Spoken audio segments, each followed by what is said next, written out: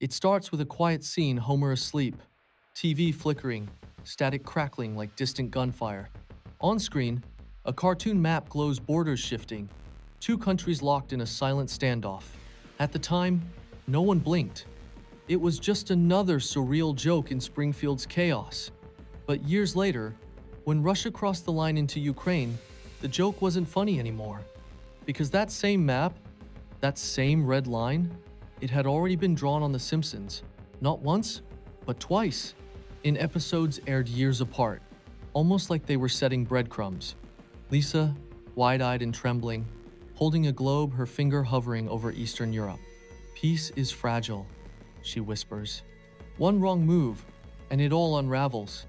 We didn't listen. In another frame, Krusty the Clown runs from missiles falling like fireworks behind him, and hidden in the chaos, Cyrillic letters scrawled across a burning billboard. Was it satire? Or was it warning? Was Springfield just a mirror?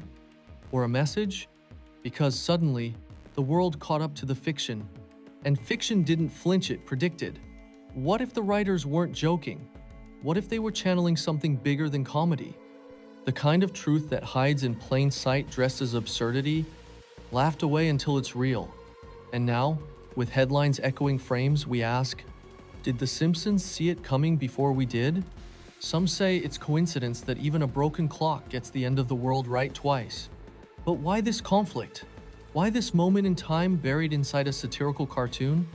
In Season 9, a poster behind Bart reads, "New Europe rising," graffiti-like, half torn. Blink, and you'll miss it. But slow it down, and it almost feels intentional. The colors match a rebel flag. The skyline is Kyiv's. The tension is unmistakable. As if the animators knew history doesn't just repeat, it loops with different faces. Look closer, and there's a news ticker scrolling beneath Kent Brockman. Sanctions imposed on Eastern Bloc. But the episode aired decades ago, long before sanctions became real-world headlines. Was someone in the writing room trying to tell us something they couldn't say out loud?